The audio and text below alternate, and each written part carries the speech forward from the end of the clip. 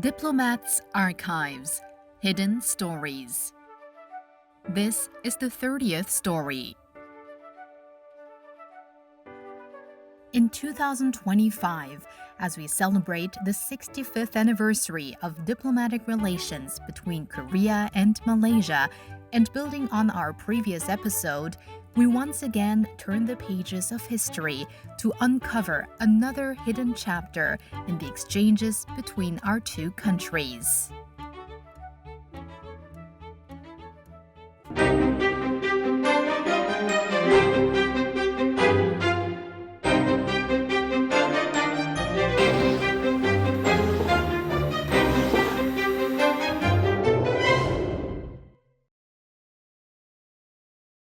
The third chapter of these hidden moments in the ties between Korea and Malaysia takes us back to 1965 and 1966. 다만 말레이시아 수상은 정일권 국무총리의 초청으로 4월 28일 우리나라에 왔는데 First, in 1965, Malaysia's first Prime Minister, Tunku Abdul Rahman, paid an official visit to Korea. At the time, both Korea and Malaysia were facing historically similar challenges. Both were young nations navigating security concerns and the need for international solidarity amid the Cold War, and acutely aware of the urgency of economic development. Prime Minister Tunku Abdul Rahman's official visit to Korea became a pivotal moment, one that opened the door to more active high-level exchanges between the two countries.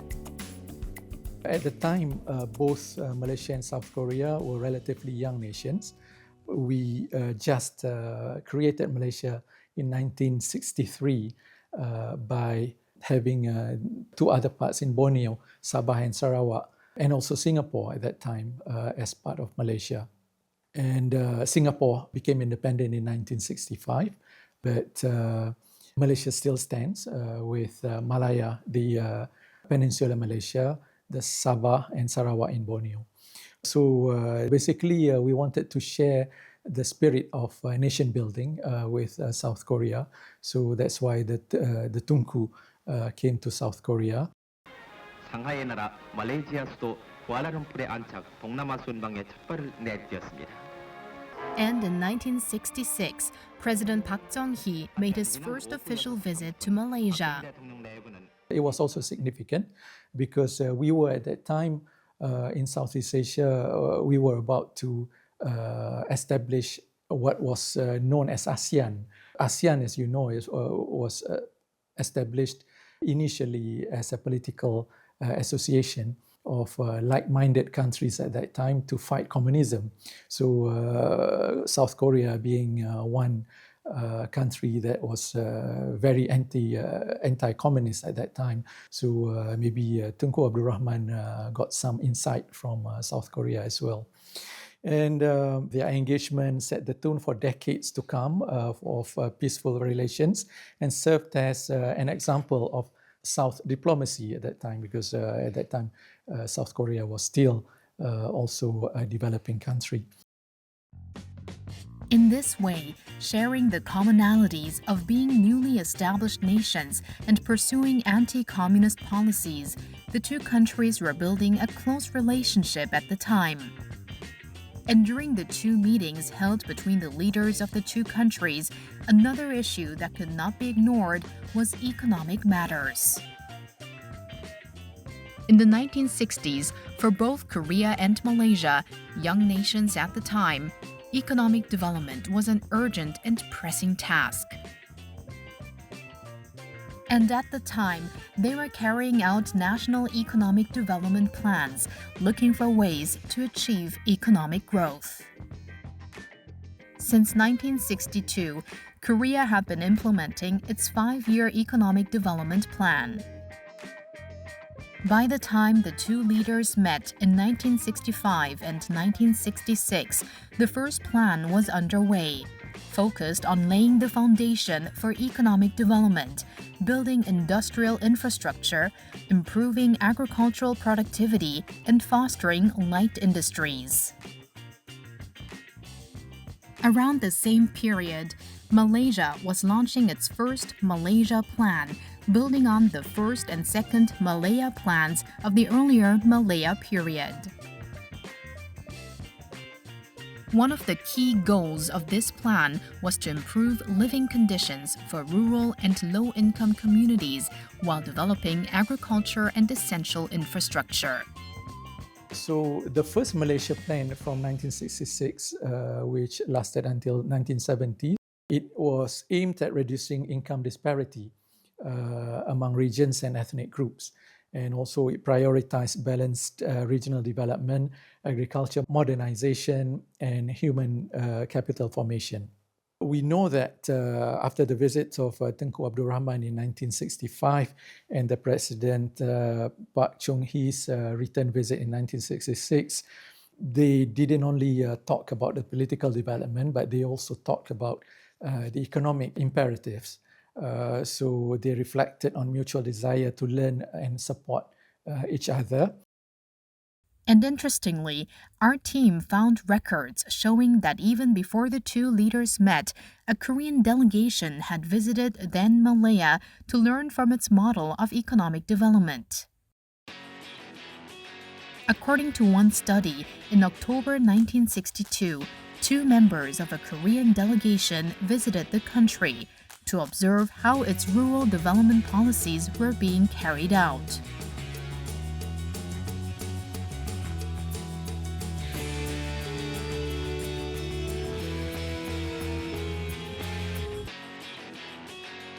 They spent 4 days in Malaya studying the country's national development programs.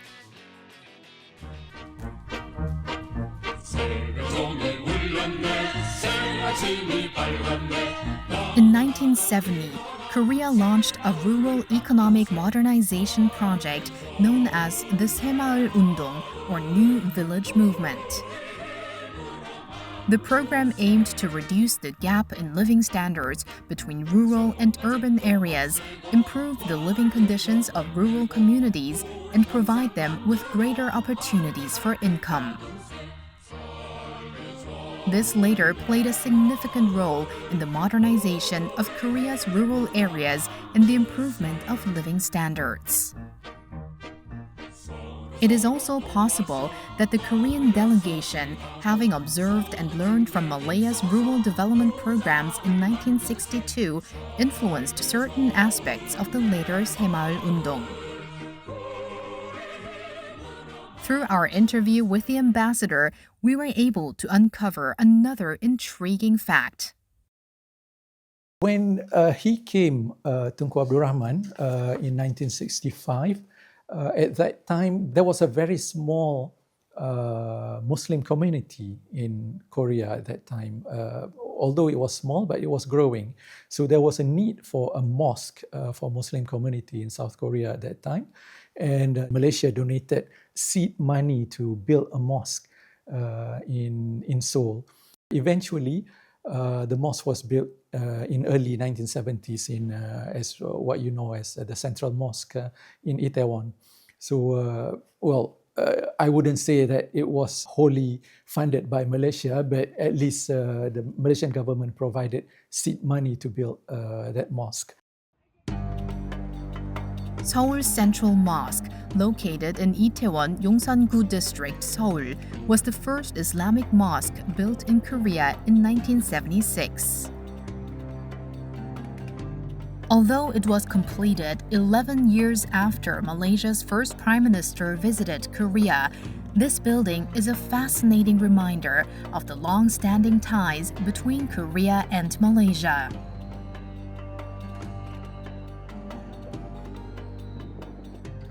Around the time the two leaders visited each other's countries, Korea and Malaysia began to engage in formal trade relations. Looking at the early trade between the two countries, Malaysia mainly exported timber, natural rubber, and vegetable oils to Korea, while Korea primarily exported steel structures, electric wires, and chemical fibers to Malaysia. Korea also processed raw materials imported from Malaysia into products such as tires, cooking oil, soap, and electronics, using them for domestic consumption and, at times, exporting them as well. 말레이시아는 자원부국입니다.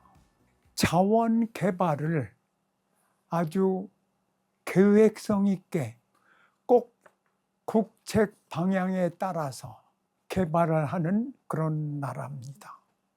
그래서 그 나라는 획기적으로 경제 개발을 하고 그러는 것이 많이 없었습니다. 마하티르 총리가 등장하기 이전까지는 그랬습니다. 다시 말하면 60년대, 70년대는 그냥 경제 개발을 자원 부국의 부존 자원을 가지고 경제를 한꺼번에 이렇게 버블 경제 같은 게 말레이시아는 없습니다. 우리나라도 70년대까지 큰 어떤 발전이 없었죠. 그러니까 양국의 70년대까지의 양국 관계는 말레이시아는 자원 국가, 한국은 필요한 만큼 자원을 수입을 해서 제조를 통해서 수출을 해야 되는 구조. 이것이 70년대까지의 양국 경제 구조입니다. Then, in 1981, the relationship between the two countries entered a new phase when Mahathir Mohamad became Prime Minister of Malaysia.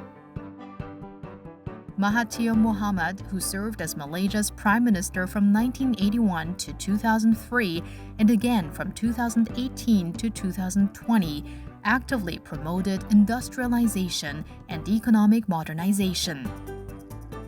One of the key economic and foreign policies he championed was the Look East policy. At the heart of the Look East policy was the idea of learning from the successful development models of Northeast Asian economies and adapting those lessons to Malaysia's industrialization. 1981년에 마하티르 총리가 등장을 합니다. 이 마하티르 총리는 들어서자마자 동방정책, Look East Policy라는 동방정책을 내세워가지고 한국에 손을 내밀게 됐습니다. 아시아의 4마리 용으로 한국이 등장을 하면서 더욱 가깝게 다가오게 됐습니다. 1975년에 현대자동차에서 포니 자동차를 만들었습니다. 그것을 본 마하티르 총리는 말레이시아 국민차를 만들고 싶어 했습니다.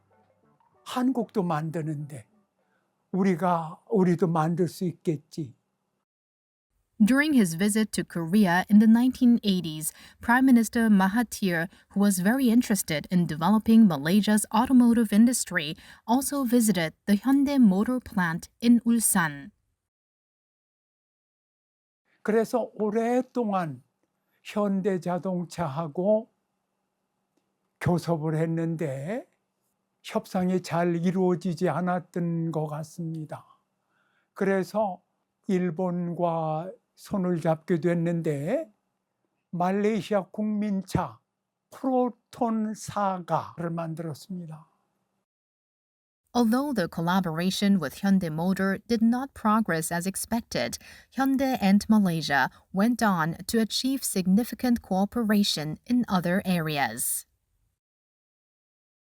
In November 1981, Hyundai Engineering and Construction won the contract for the Penang Bridge project, connecting mainland Malaysia with the world-famous tourist destination of Penang Island. The fourth chapter of these hidden moments in the ties between Korea and Malaysia begins in 1981. The construction of the Penang Bridge was among the most significant large-scale overseas projects undertaken by a Korean company in Malaysia. And according to the ambassador, the completion of the Penang Bridge may have influenced, to some extent, Prime Minister Mahathir's announcement of the Look East policy in 1985. In 1985, when the bridge was finished, he basically introduced a Look East policy for Malaysia. One of the things that inspired him was, I suppose, the construction of the Penang Bridge by South Korea, which I think symbolizes the prowess of Asian countries' construction companies. So this was quite important because before that, we only know about Japan as being the country that was most developed in Asia. But at that time, South Korea was also coming closely behind Japan to become one of the most successful economies in Asia. Like this, the Penang Bridge played a significant role in advancing the relationship between the two countries. Our team became curious to learn more about the stories behind the construction of the Penang Bridge. So we decided to speak with someone who had been directly involved in the construction of the Penang Bridge. 처음에 공사를 수주하기 위해서 입찰을 할 때 패키지를 셋으로 나눴어요. 그 세 패키지 중에 견적 책임자, 그 다음에 빼낭 대교가 시작한 뒤에는 그 현장 소장 바로 밑에 이제 기술부장이라는 직책으로 이 모든 기술 관련 일을 총괄을 했습니다. He also documented the remarkable story of the Penang Bridge, from securing the contract to its completion, and presented it in his book, Planting Korea in Malaysia. But how was Hyundai Engineering and Construction able to win the contract for the Penang Bridge project at that time? 81년에 1월 달에 현장 설명을 했는데 그때 보니까 거의 뭐 40개국에서 사람들이 왔더라고. 그 다음에 2월 달에 입찰을 했어요. 입찰 결과가 프랑스에서 온 깜페농이라는 회사가 있는데 그 회사가 최저 입찰을 했고 우리는 금액으로 봐서 2등이라고 합니다. 그러니까 일반적으로 공사 수주할 때 최저 입찰자가 공사를 수주하게 되니까 우리는 아주 실망했죠. 아, 이거 안 됐구나. 그 다음 이튿날인가 신문에 이렇게 그 관련 기사가 나왔는데 보니까 공사 금액은 현대가 많이 냈지만 공사 기간을 우리는 36개월에 끝낸다고 했어요. 근데 깜페농은 44개월에 끝낸다고. 그래서 우리가 우선 협상자로 결정이 되긴 됐어요. There was another reason that helped Hyundai Engineering and Construction win the contract for the Penang Bridge. The decision by the government at that time to award the Korean company to build the Penang Bridge was not just based on the cost, but also it's a strategic choice. At that time, the premiership, the Prime Minister was Dr. Mahathir, and he was eastward looking, basically. He was saying that we shouldn't just model our economic development based on the Western countries, but we should base it also on the Eastern countries, Eastern successful countries like Japan and South Korea. The Penang Bridge stretches 13.5 kilometers with 8.5 kilometers spanning the sea. At the time, it was the longest bridge in Asia and the third longest in the world. Even nearly 40 years after its completion, it remains the third longest bridge in Southeast Asia and one of Malaysia's iconic landmarks. However, constructing the Penang Bridge was by no means an easy task. The Penang Strait consists of soft ground with clay and mud layers, as well as unstable sedimentary layers, which made the construction even more challenging. 그래서 거의 10년 전부터 타당성 조사를 했어요. 아마 수면에서부터 계산했을 때 70m, 80m 들어가야만 안반이 나온 걸로. 제일 깊은 곳이 수심이 그 바다 수심이 한 20m 되는데 그 바다 수심 20m 들어가고 또 땅이 한 50m 더 들어가야 안반이 나오는 거예요. 그래서 우리 저 한강 같은데 다리를 놓는 거 보면 우물통이라고 그래가지고 그냥 콘크리트 이렇게 기초 놓고 그 위에 이제 바로 교각을 올리거든요. 그런데 빼낭의 경우는 그렇게 하려면 도대체 70m, 80m 파고 들어가야 되니까 그건 말이 안 되지. 그래서 이제 설계하는 사람들이 생각해낸 게 콘크리트 파일, 소위 프리스트레스 콘크리트 파일이라고 그러는데 그 파일로 설계를 했어요. Taking into account the characteristics of the Penang Strait, Hyundai Engineering and Construction applied a concrete structure to the bridge's superstructure, using a beam-type design to support the deck. To achieve this, more than 10,500 concrete piles were driven deep into the seabed. 근데 그 파일의 직경이 1m가 돼. 파일 길이도 60m가 되는 거예요. 근데 60m 파일을 박아도 안반에 다 닿지는 않아요. 80m 들어가야 이제 안반이 나온다고 그랬잖아요. 닿지는 않으니까 그 파일이 소위 그 프릭션 파일이라고 우리가 하는데 마찰. 그 파일이 깊이 박히면은 파일 팁에서 받는 안반 집안력뿐 아니라 옆에 이렇게 마찰로 생기는 집안력으로 해서 하중을 견딜 수 있는 이제 그런 그 설계 방법이에요. There are several methods used to build bridges. Among them, when concrete piles are used, they can be broadly divided into two types: end-bearing piles and friction piles.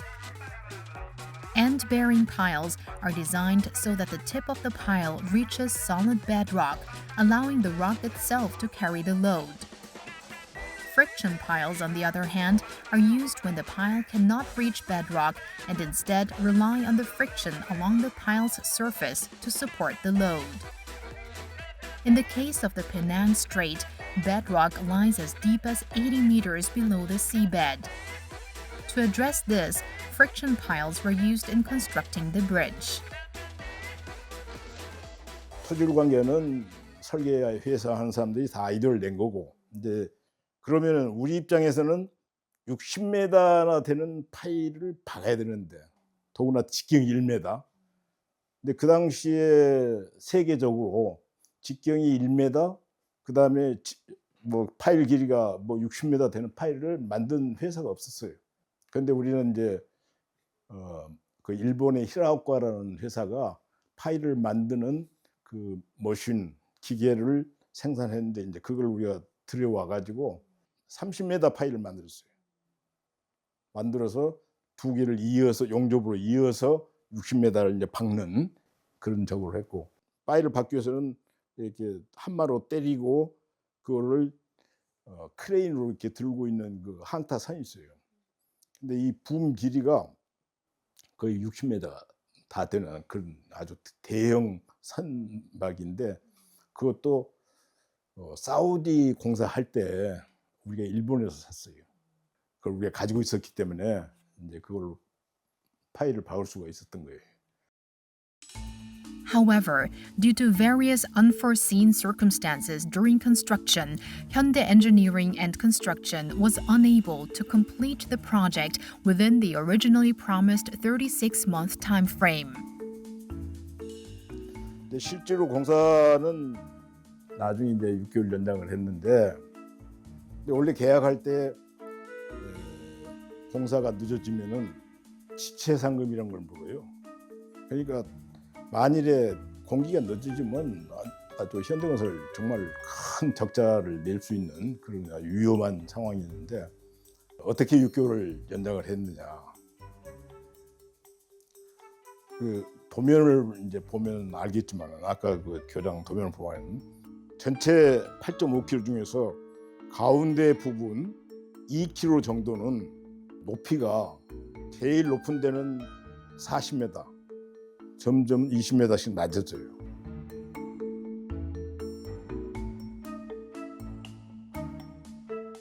그런데 이 사람들이 설계를 해놓은 걸 보니까 거기는 6차선으로 했어요. 더 넓어. 그리고 이제 어프로치 구간, 나머지 본도 쪽으로 4km, 빼낭 쪽으로 2.5km, 거기는 그냥 4차선으로 이렇게 설계가 돼 있어요. 그 나중에 이제 알아보니까 당장 돈이 없으니까 4차선으로 돼 있는 거는 나중에 통행세 받아가지고 돈이 생기면은 거기를 더 6차선으로 늘리는 이제 이런 계획을 세웠더라고요. 해외통일부 책임자인 그 김 부사장께서 엄청 걱정을 하시는 거야. 이거 도저히 뭐 공기를 36개월에 끝낼 수는 없고, 나하고 둘이 같이 보트 타고 이렇게 지나가다가 그 교량 높이를 보고 생각을 했어요. 지금 우리가 가지고 있는 해상 장비가 있어야만 요 2km 구간 거기에서 차선을 더 늘리는 작업을 지금 하는 것이 좋다. 만일에 너희들이 공사 다 끝나고 또 다시 컨트랙터를 이렇게 계약을 하게 되면은 그때는 엄청 더 많은 돈이 들 거다. 우리가 좀 값싸게 해줄 테니까 우리한테 이걸 맡겨라. 그걸 좋은 명분으로 삼아가지고 이걸 하려면은 6개월을 더 공기를 더 주어서 하자. 사장교 부분이 사실은 공사가 늦어가지고 6개월 정도 지연된 거거든요.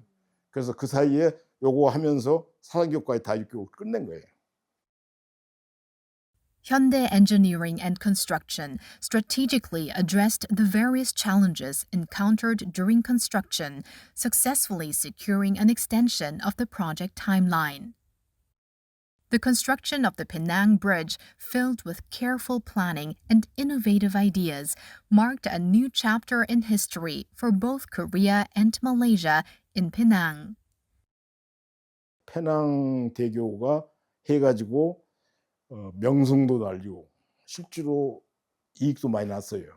그러다 보니까 우리가 할 수 있구나 하는 자신감이 생겨가지고 그 뒤로 엄청나게 많은 공사했어요.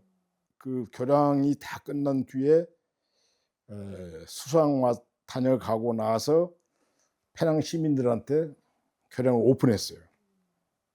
그러니까 그날 뭐 엄청나게 많은 그 뭐 2만 명이라든가 좀 내가 그때 신문에 나온 것 같은데 엄청나게 많은 사람들이 페낭 그 다리를 건너가면서 그냥 뭐 노래 부르고 즐거워하고 뭐 자전거 타고 뭐 장난하고 하여튼 뭐 그렇게 했더라고요. 근데 지금은 뭐 좀 교량을 그 교통량이 너무 많아가지고 교량 하나 더 만들겠다 할 정도니까 엄청 환영을 받는 거죠. In this way, the Penang Bridge became an important symbol of cooperation between Korea and Malaysia.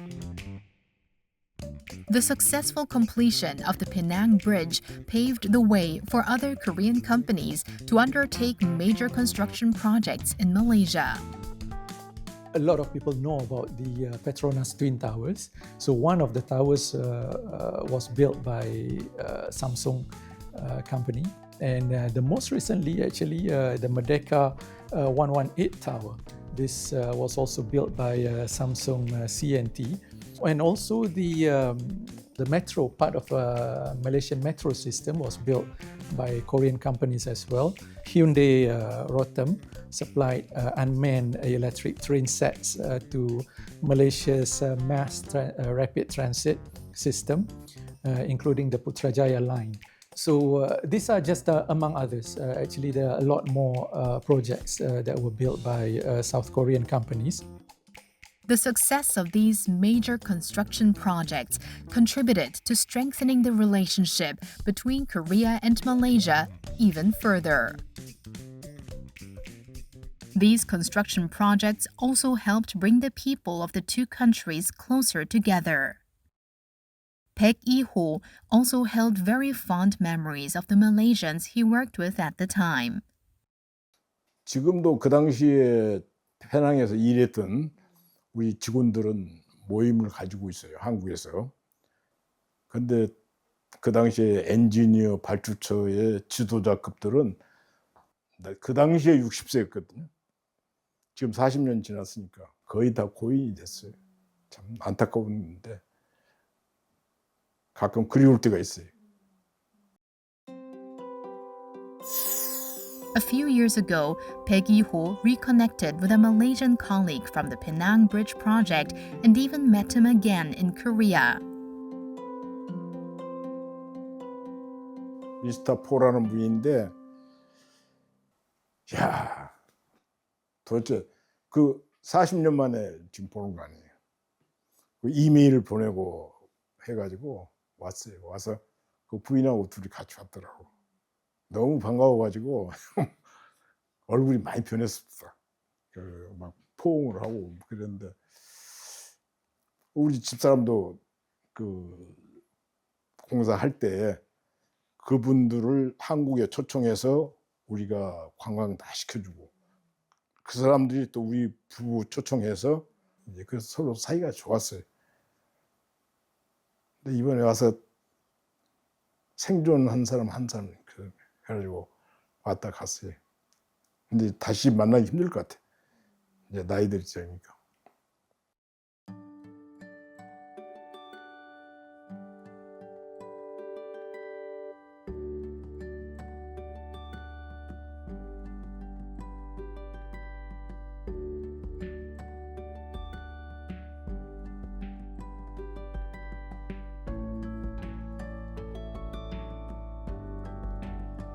When we look closely at history, in every scene we can discover points of connection between people and cultures that we never knew existed.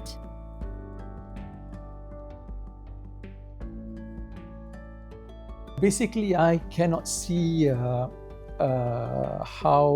our relations will go other than upwards. And when we know each other better, and then we feel more comfortable, and hopefully there will not be problems by then. And we would feel the need to have more economic cooperation and more political cooperation, and so hopefully it will going upward. Between Korea and Malaysia, countless stories and hidden links were waiting to be uncovered. And as we uncover these connections, the relationship between the two countries comes into a new light. And in that sense, their story is far from over, still unfolding with more to be discovered.